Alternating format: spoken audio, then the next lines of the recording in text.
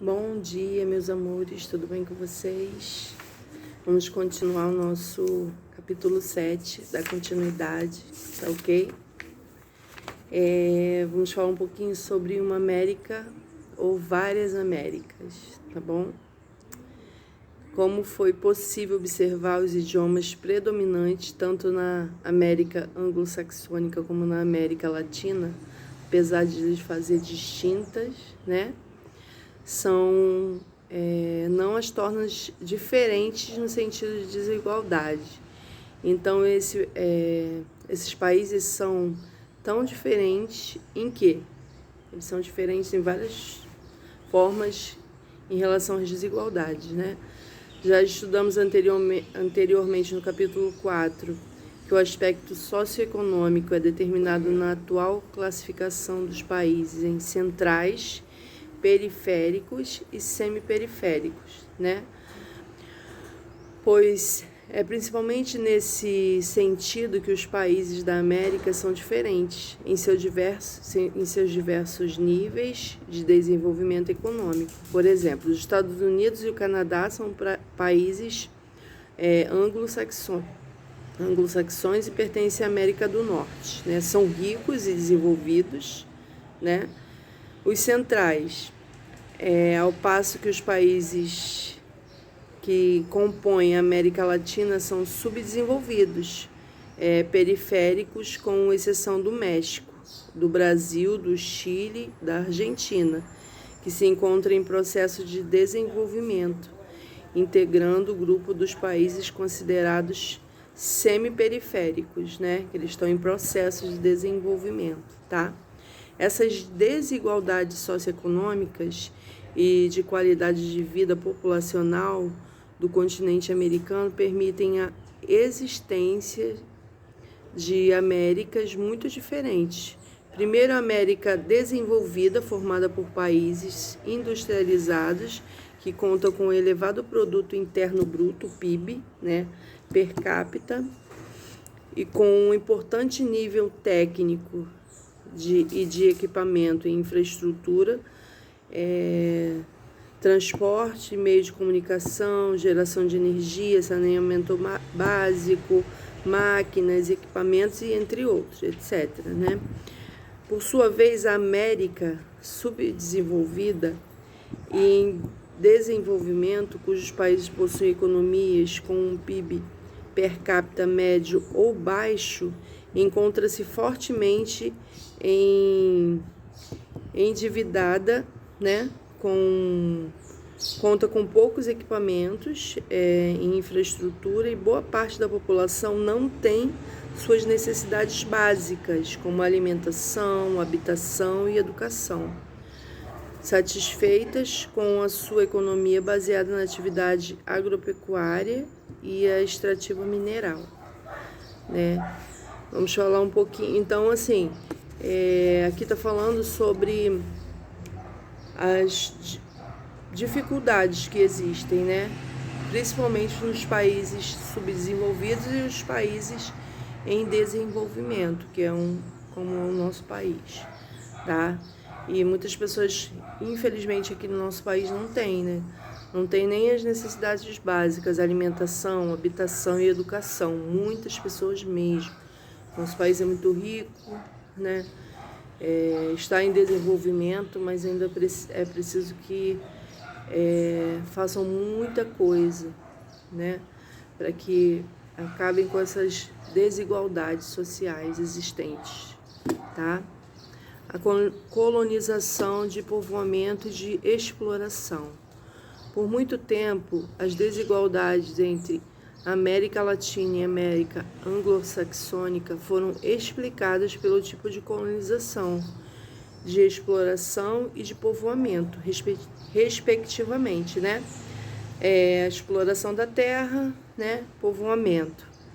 Essa divisão plantou, sobretudo, na mente do brasileiro a ideia de que o inglês sempre foi melhor do que o português e o espanhol, de que somos pobres porque fomos colonizados por povos atrasados, né? Nada disso É verdade, né?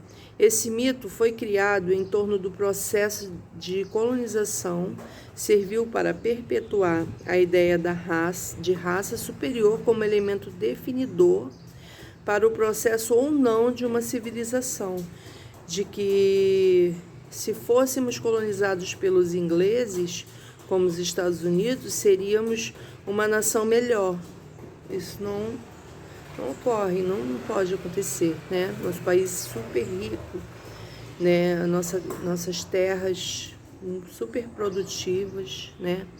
A ideia era fazer acreditar que a colonização da América anglo-saxônica foi mais organizada e planejada do que dos povos que colonizaram a América Latina, o que de fato não foi verdade, né? Os ibéricos, os portugueses e os espanhóis tinham, ao contrário dos ingleses, um projeto colonial.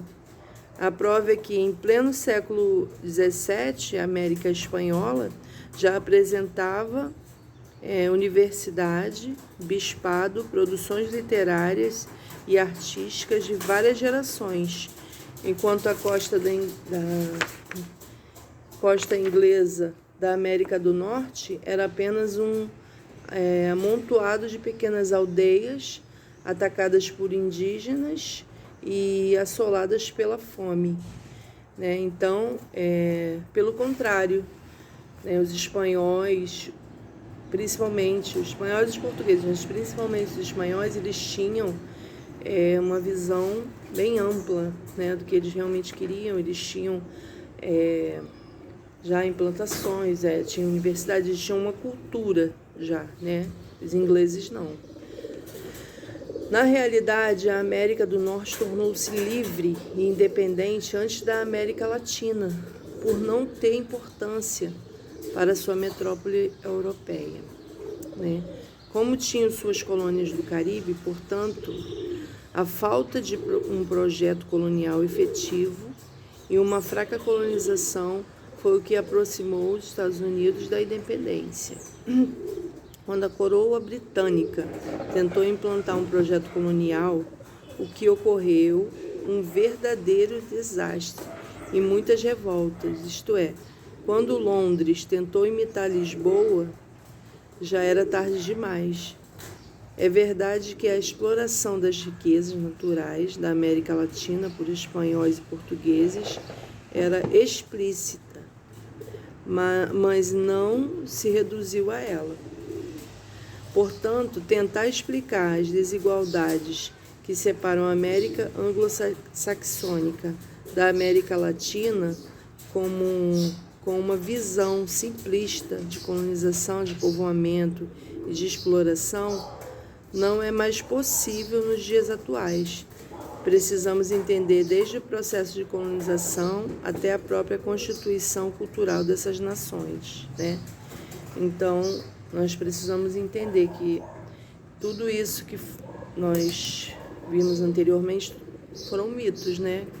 Nós entendemos aqui um pouco mais, né?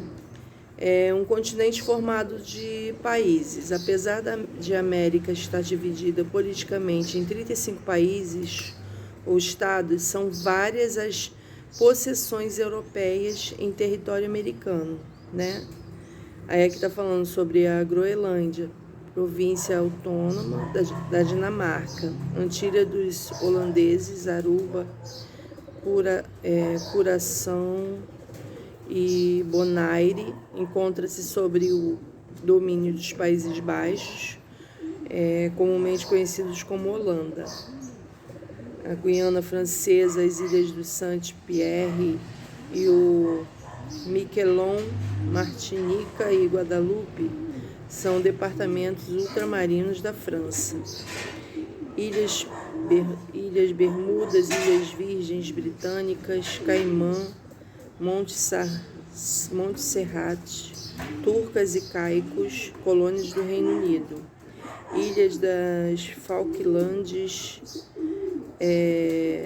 domínio britânico, foram reclamadas pela Argentina num episódio que ficou conhecido em 1982 como Guerra das Malvinas, nome dado essas ilhas pelos argentinos, né? Aí aqui tá falando um pouquinho como foi a disputa dessas ilhas, né? Disputa pelas Malvinas. Depois eu peço que vocês deem uma lida aqui, né? Espero que vocês tenham compreendido um pouco, né? Um pouco mais sobre esse assunto, ok? Até a próxima aula. Qualquer dúvida, é só me chamar. Um beijo.